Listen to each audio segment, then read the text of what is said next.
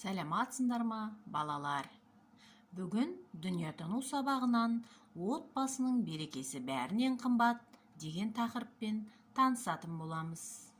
Жаңа сабақты тыңдауға дайынсыңдар ма? Олай болса, бастайық. Бүгінгі сабақта біз өз отбасымыздың құндылықтарын анықтайтын боламыз. Және барлық оқушылар отбасы мүшелерін жақсы көреді.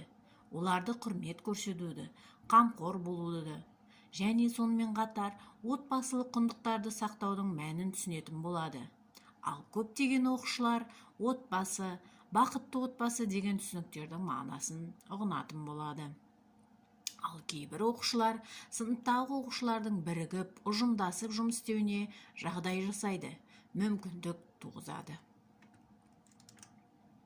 Балалар, бүгінгі сабақта біз отбасы туралы әңгімелесетін боламыз. Ал сабақты бүгін Естеу Нүсіпбековтің өлеңімен бастағым келіп тұр. Ол біздің жылы ұямыз, тірегі ата-анамыз, уыз сүт еміп осында, уылжып біздер өсеміз. Осында үлгі аламыз, осында адам боламыз.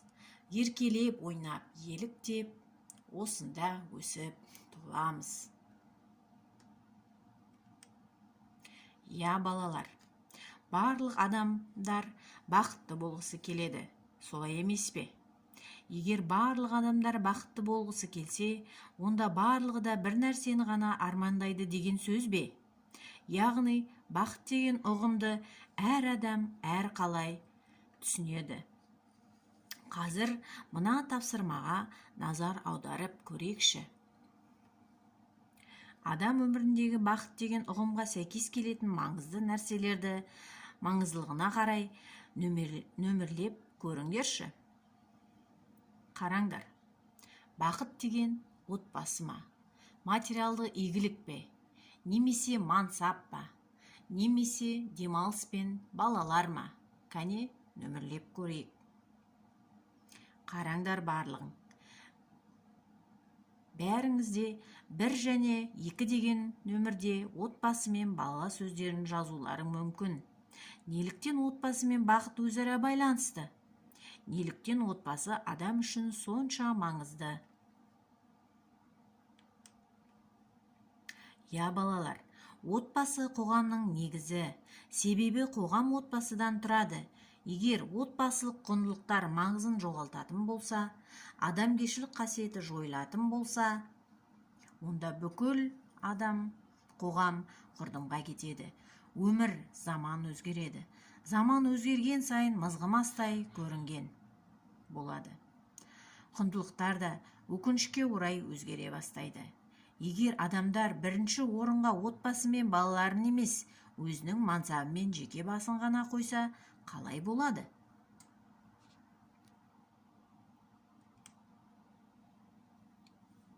Өкінішке орай барлық отбасы махаббат пен түсіністікке құрылмаған. Кейбір отбасы мүшелерінің арасында ұрыс-керістер орын алуы мүмкін. Қалай ойлайсыңдар?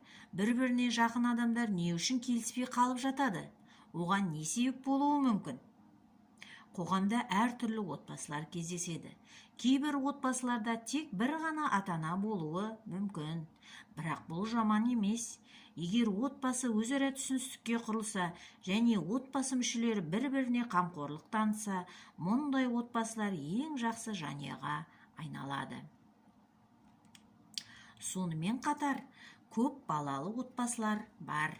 Біздің елімізде көп балалы және өмірін сол балаларының өсіп жетілуіне арнаған аналарға ерекше құрмет көрсетіледі. Оларға арналған арнайы марапаттар бар. Бұл медальдар алтын алқа немесе және күміс алқа деп аталады. Қазақстан Республикасының болашақ азаматын тәрбиелеу, оның бойына жақсы қасиеттерді сіңіру көп еңбекті талап етеді емес пе? Балалар, мына сұраққа назар аударып көрейік. Ата-ана арасындағы ұрыс-керіске не себеп болды? Қалай ойлайсыңдар? Балалар, Бұл суретте отбасы мүшелері теледидар көру үстінде. Бірақ әр отбасы мүшесі өзінің сүйікті бағдарламасын көргісі келгендіктен ұрыс-керіс орын алып отыр. Ол ұрыс-керісті болдырмау үшін ол отбасының балалар уақытындағы бағдарламаларын көруі керек еді.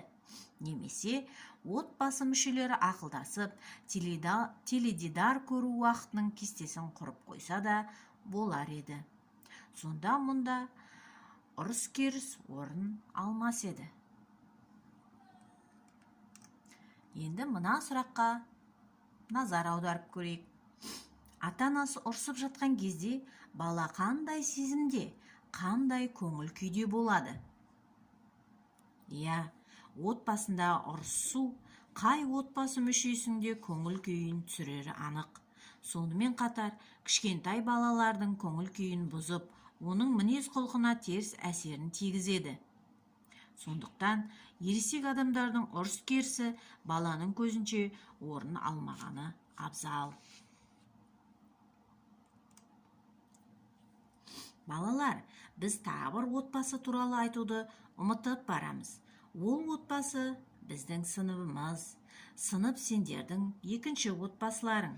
Мұнда біз көп уақытымызды бірге өткіземіз, бірге еңбектенеміз, білім аламыз, пайдалы істермен айналысамыз, бірге көңіл көтереміз, демаламыз. Сыныптың да ішінде кейде кикілжіңдер болып тұрады. Оны болдырмау үшін біз бір-бірімізді тыңдауды, бір-бірімізді сыйлауды және келісіммен ұйымдасуды үйренуіміз керек. Сонда ғана біздің сыныбымыз өте ұйымшыл және тату болатыны сөзсіз. Балалар, сонымен қорытындылай келе, кез келген отбасы бақытты да баянды өмір сүру үшін оның әрбір мүшесі белгілі бір жақсы қасиеттерге ие болуы керек. Бірін-бірін жақсы түсініп, қамқорлық танытып, барлық нәрсені ақылдасып ұйымдаса істесе ғана әрбір отбасы бақытты болары анық. Ал енді осы жаңа сабақ бойынша сендерге мына сұрақтарға жауап іздеп дайындалып келіңдер. Бақытты отбасы болу үшін не қажет? Отбасылық бақыттың құпиясы тақырыбында жоба құрастырып келіңдер.